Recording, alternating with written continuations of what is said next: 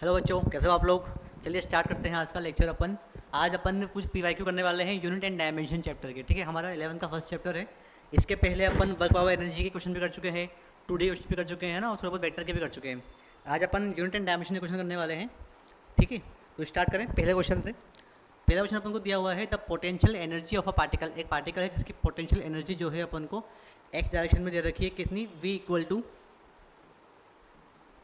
Equal to A X square upon root X plus B.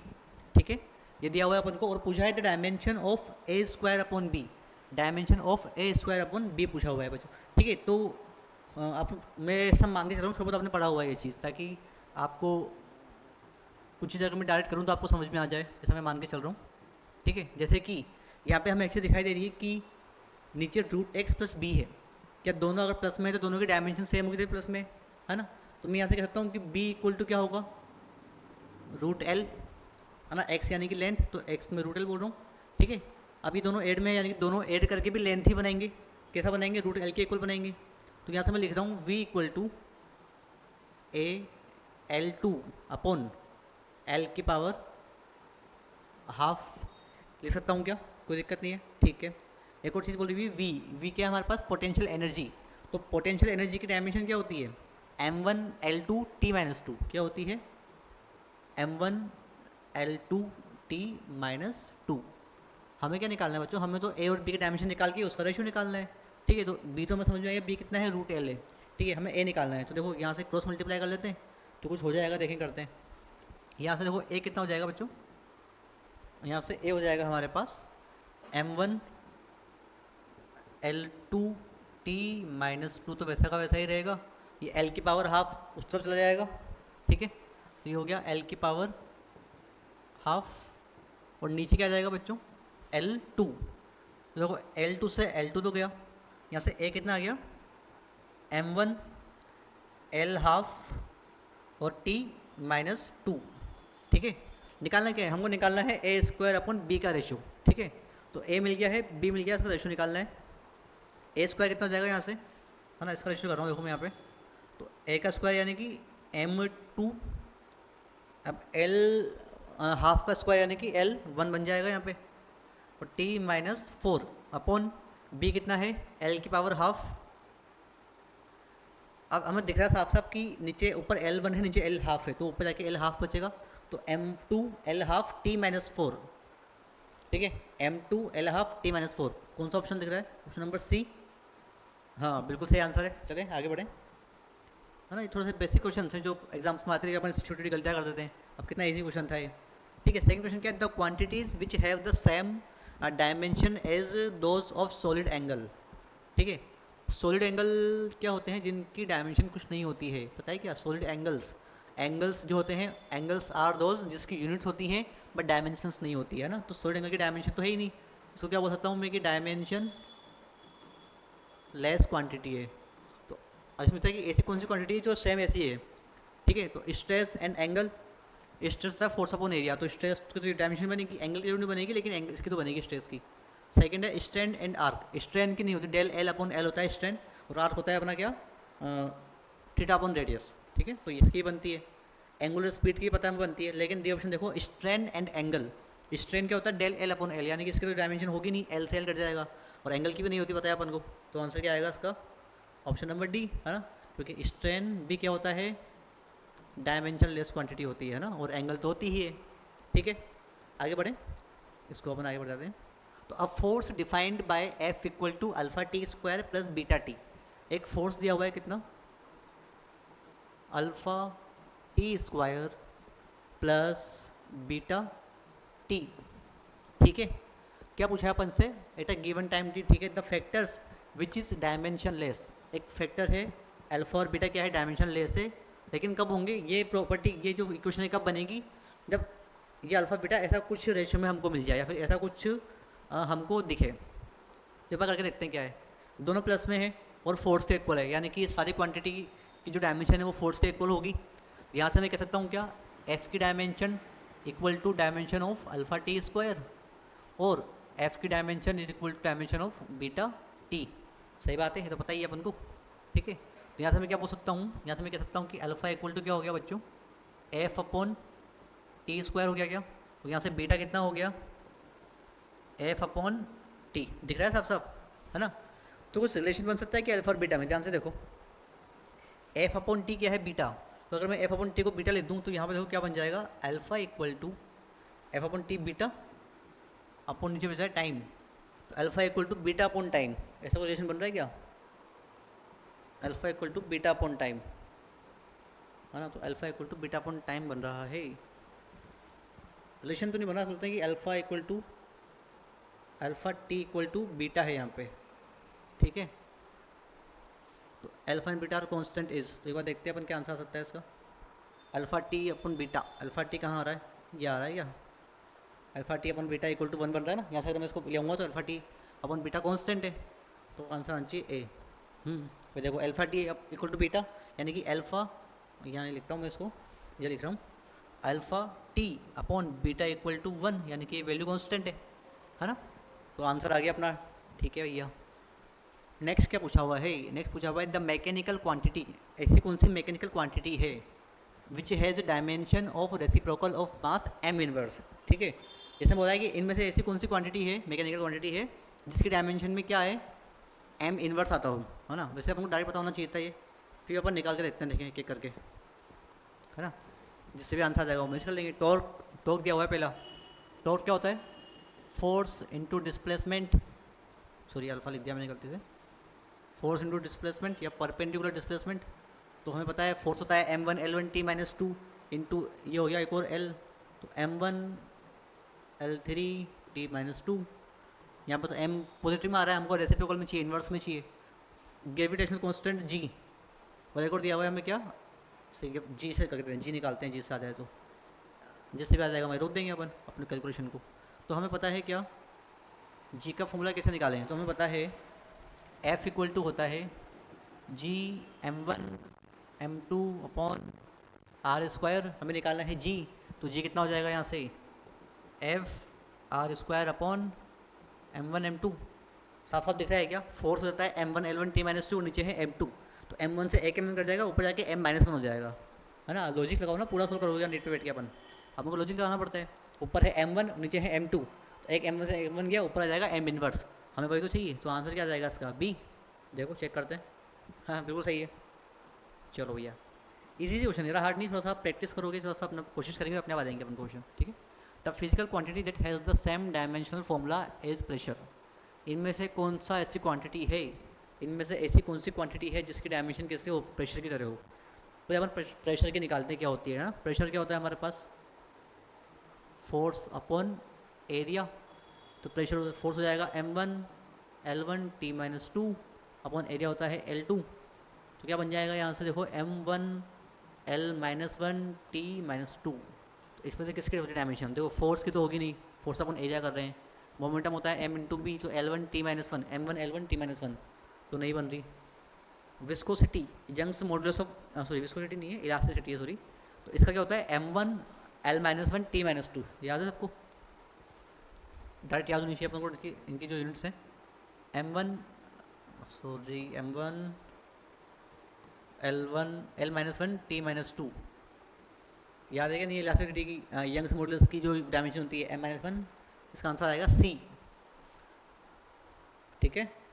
Next करें, चलो भाई, plane angle and solid angles are sorry ना, दोनों जो है एंगल प्लेन और सॉलिड वो क्या है, दोनों के बारे में कुछ चीज़ें बताई गई हैं कि डायमेंशन बट नो यूनिट्स, दोनों की डायमेंशन होती है पर यूनिट नहीं होती है, नहीं भाई एंगल्स की डायमेंशन तो होती ही नहीं है, तो फर्स्ट ऑप्शन तो है ही नहीं। सेकंड क्या है, no units and no dimensions, unit भी नहीं है और डायमेंशन भी नहीं है, लेकिन नहीं रेडियन होती है, स्टेरेडियन होती है, हाँ तो यूनिट तो होती है।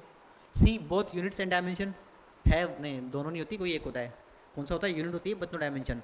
भाई एंगल्स की यूनिट्स तो होती हैं, रेडियन होता है, स्टेरेडियन होता है ना, पर डायमेंशन नहीं होती है। तो चेक करते हैं, आंसर बिल्कुल सही है। Question number 7, the dimension M L T minus two A minus two belongs to the, किसकी होती है, देखिए आपको सब याद रखनी है, लेकिन हम इतना टाइम ना करके, जो मुझे पता है कि क्या आंसर होगा तो मैं उससे निकाल के बता देता हूँ।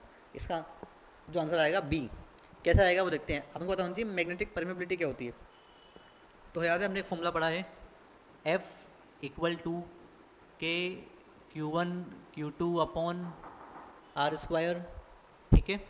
यहाँ पे हमको निकालना क्या है, परमेबिलिटी निकालना है ना, तो F equal to 1/4 pi epsilon naught Q1 Q2 upon R square. ये तो कांस्टेंट है, हमें निकालना है एप्सिलॉन नोड का मैग्नेटिक परमेबिलिटी, ये तो होती है।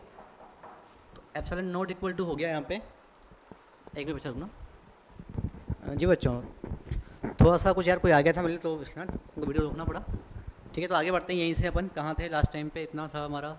ठीक है, तो हम पहले क्या करते हैं, एप्सिलॉन नोड निकालते हैं यहाँ से। कितना आ जाएगा, Q1 Q2 upon F R square. Q1 Q2 यानी कि करंट का होता है I इंटू टी, है ना। तो इसको अपन डायरेक्ट लिख रहा हूँ मैं क्या, A2 T2 अपॉन नीचे है M1 L1 T-2 और M1 L3 हो जाएगा क्योंकि R2 है हमारे पास, तो M1 L3 T-2। इसको जब आगे सोल्व करेंगे तो कितना आ जाएगा, M-1, ठीक है, और L-3, ठीक है, और T प्लस का 4। ये तो हमारा क्या आ गया बच्चों, ये हमारा आ गया है एप्सिलॉन नोड यानी कि इलेक्ट्रिक परमिटिविटी, ठीक है, इलेक्ट्रिक परमिटिविटी है, सॉरी है ना, अपने कुछ बोल रहा पहले इसको, शायद इलेक्ट्रिक परमिटिविटी है। हमको निकालना क्या है, मैग्नेटिक परमिबिलिटी का निकालना है, क्योंकि हमें पता है कि यही आंसर आने वाला है, क्योंकि बस आया कैसे वो दिखा रहा हूँ मैं, ठीक है। तो ये हमारी एप्सिलॉन नोड का आ गया है। अब देखो हमें एक फॉर्मूला आता है, ठीक है, M-1 L-3 T4, ठीक है, याद रखना है इसको, ठीक है। मैंने बोला एप्सिलॉन नोड का क्या था, M-1 L-3 T-4, ये निकाला अपन ने। अब हमें पता है C इक्वल टू होता है 1/√, एप्सिलॉन नोड म्यू नोड।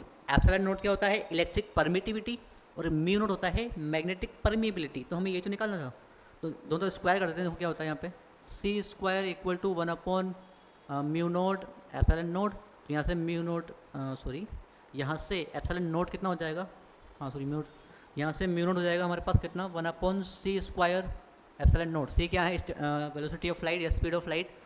तो करते हैं अपन, रखते हैं वैल्यू, लाइट का है तो स्पीड ऑफ लाइट है तो L1 T-1 और उसका स्क्वायर है तो L2 T-2, ठीक है, इनटू ये निकाला अपन ने क्या था, M-1 L-3 T4 ना, T प्लस का 4 था बच्चों ना, मैंने यहाँ माइनस का लिखा है, प्लस का आएगा, ठीक है।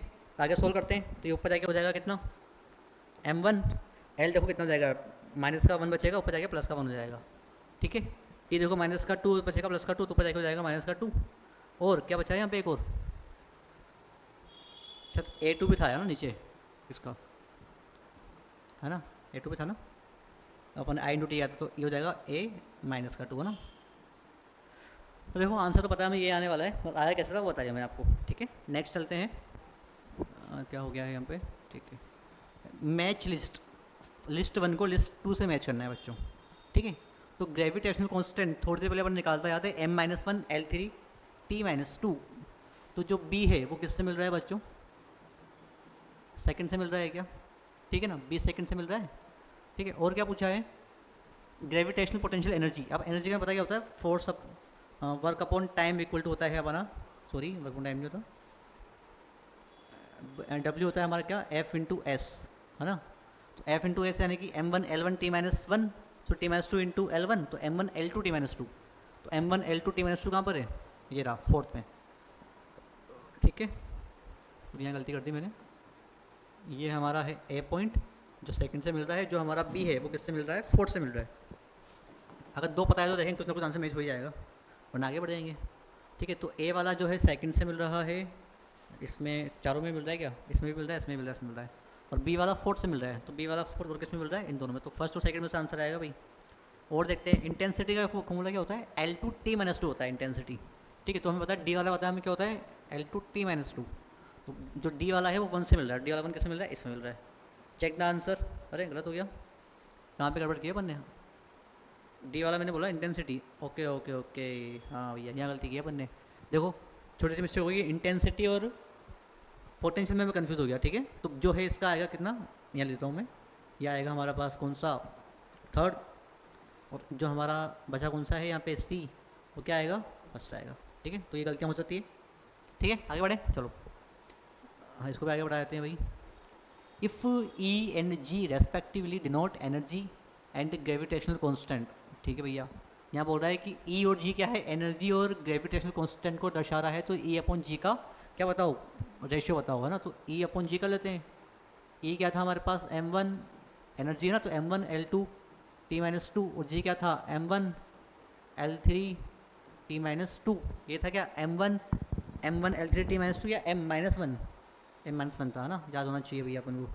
तो ये m2 हो जाएगा, ये हो गया m2, ये हो जाएगा L-1, और ये हो जाएगा अपने पास 0, ठीक है। तो m1 L-1 T0, sorry m2 L-1 T0। तो ऑप्शन नंबर सी बिल्कुल सही है ना। खुद भी कर रहे हो या मैं कर रहा हूँ, ये आप लोग खुद भी करते जाओ, पॉज करके पहले खुद करो फिर देखना, ठीक है। तो क्या दिया हुआ है लास्ट, देखो ये आज का हमारा लास्ट क्वेश्चन, 10वां क्वेश्चन। हम एक वीडियो में 10 क्वेश्चन ही करेंगे मैक्सिमम, ज़्यादा नहीं करेंगे, धीरे धीरे अपन हर वीडियो में 10-10 करते हुए सारे कवर कर लेंगे, ठीक है। तो a force F, acceleration A and the time T are chosen as the fundamental physical quantities, find the dimension of energy, ठीक है। इन तीनों को मिला के कुछ एनर्जी की डायमेंशन बनेगी, देखते हैं क्या होता है। इसने बोला है कि जो एनर्जी है, ठीक है, वो इन तीनों की डायमेंशन से मिलके बनी है ना। मतलब कि एनर्जी प्रोपोर्शनल टू किसके, फोर्स, है ना, मल्टीप्लाई में लेता हूँ सब में, है ना। फोर्स, एक्सेलरेशन और टाइम, ठीक है। मैं लेता हूँ अल्फ़ा बीटा गामा, या फिर अल्फ़ा बीटा गामा थोड़ा कन्फ्यूजिंग आता है, ए बी सी कर देते हैं, ज़्यादा इजी रहेगा, ठीक है। मैं इसकी पावर ले रहा हूँ ए बी सी, ठीक है। चलो भैया, अब एनर्जी का तो हमें पता है क्या होता है, क्या होता है एनर्जी का डायमेंशन, m1 L2 T-2, कितनी बार बोल चुके हैं आप तो याद ही हो गया है। इक्वल टू फोर्स क्या होता है, m1 L1 T-2 की पावर ए, एरिया कितना, ये एक्सेलरेशन है तो ये हो गया हमारे पास L1 T-2 की पावर b, और टाइम है, ठीक है, टाइम ही है ना, तो t की पावर c, ठीक है। अब पावर का अंदर मल्टीप्लाई करेंगे तो कितना हो जाएगा, देखो यहाँ पे M A L A T-2a, ठीक है। ये हो जाएगा एल बी T-2b, और ये हो जाएगा T-c, ठीक है। अब m वाले को साथ रख लो, l को साथ रखो, t को साथ रख लो, तो m तो कहीं एक ही जगह पर है, तो m a, l देखो कहाँ पर है, l यहाँ पर है और यहाँ पर है, और सेम अगर वो होता है बेस तो पावर ऐड होती है, तो a प्लस बी, और t देखो -2a -2b plus c, -2a -2b plus c, ठीक है। इक्वल टू किसके इक्वल है ये, m1 L2 T-2 के, ठीक है। दोनों को इक्वल करके देखते हैं। तो m1 को अपन m को m से कंपेयर करेंगे, l को l से कंपेयर करेंगे, और टाइम को टाइम से कंपेयर करेंगे, ठीक है। तो देखो m1 और ma कंपेयर कर रहे हैं, तो a इक्वल टू कितना आ रहा है यहाँ पे, 1 आ रहा है भाई, सही है। l को l से करते हैं तो 2 equal to a plus B, और a कितना है 1, है ना, तो इसको तो ले आएंगे तो b इक्वल टू कितना आ जाएगा 1, ठीक है। a1 आ गया, b1 आ गया, निकालना क्या है पर तीसरा अपन को ये, तो -2 equal to -2a -2b plus c। अब a इक्वल टू 1 है, b इक्वल टू 1 है, तो ये कितना हो जाएगा, देखो माइनस का 2a इक्वल टू, ये माइनस का 2, ये माइनस का 2 प्लस का c, तो माइनस का 4, इधर क्या हो जाएगा प्लस का, तो -2 + 4 इक्वल टू c, तो c इक्वल टू कितना आ गया, प्लस का 2।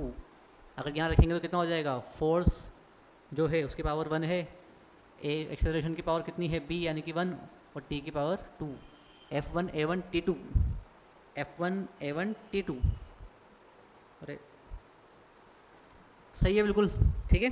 तो ऐसे और भी क्वेश्चन अपन लेके आएंगे आगे जाके, अभी तक के लिए इतना काफ़ी है, ठीक है। फिर मिलते हैं अगले लेक्चर में, ठीक है। Thank you.